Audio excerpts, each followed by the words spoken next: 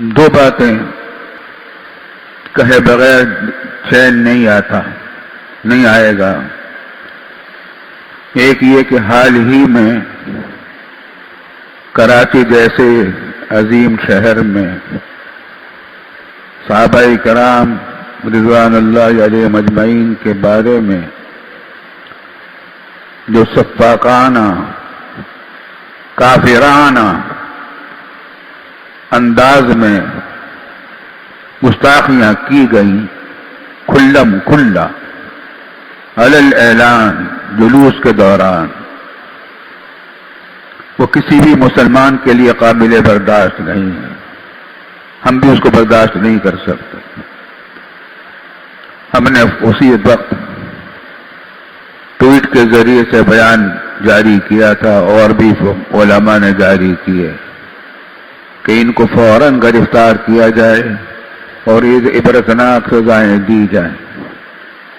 ایک چھوٹی سی خبر آئی اخبار میں کہ مقدمہ تو درج کر لیا گیا ہے فلاں دفعہ کے تحت، لیکن گرفتار ہو گئے نہیں ہو گئے ابھی تک اس کی اطلاع نہیں ہے۔ افسوسناک بات ہے، اتنا بڑا جرم کرنے والوں نے جرم کیا اور ابھی تک ہمیں یہ پتہ نہیں کہ گرفتار بھی کیا یا نہیں کیا۔ ڈرتے ہیں حکومت، ہماری حکومت کے افراد۔ افسوس کی بات یہ ہے کہ یہ حکومت کا غلامی کر رہے ہیں، مجرموں کے سامنے ہتھیار ڈال دیتے ہیں اور جرأت نہیں ہوتی کہ ایسے لوگوں کو عبرتناک سزائیں دیں۔ بس مقدمہ درج کر لیا، چھوٹی سی خبر ہے، اب مقدمہ درج کر لیا، کبھی عدالت میں پیشی ہوگی، کیا ہوگا۔ اس واسطے در حقیقت دل دکھا ہوا ہے۔ صحابہ کرام رضوان اللہ علیہ مجمعین ہمارے دین کی بنیادوں میں سے ایک عظیم الشان بنیاد ہیں۔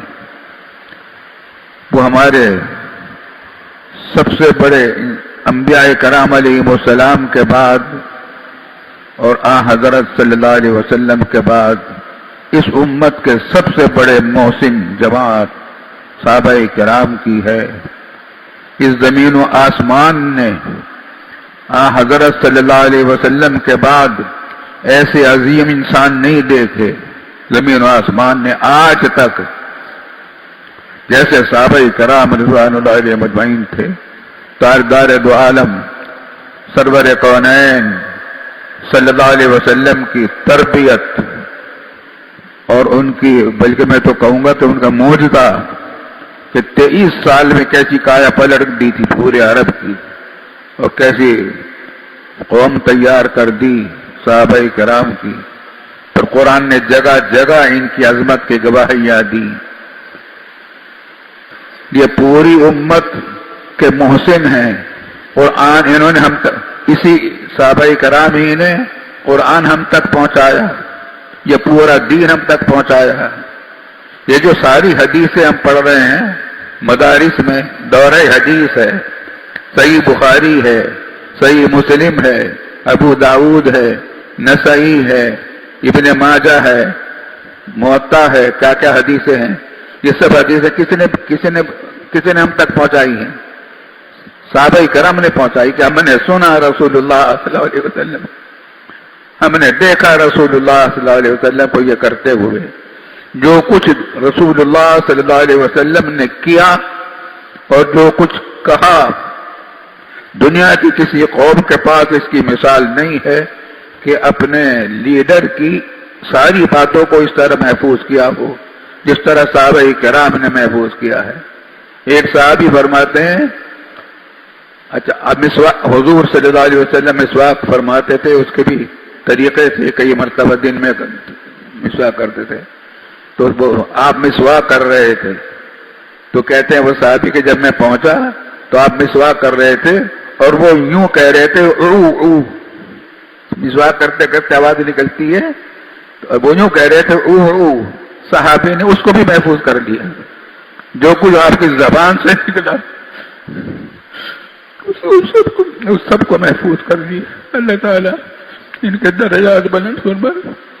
آپ صلی اللہ علیہ وسلم کی ساری برکات و سکانات کو امت تک پہنچا دیا ہے.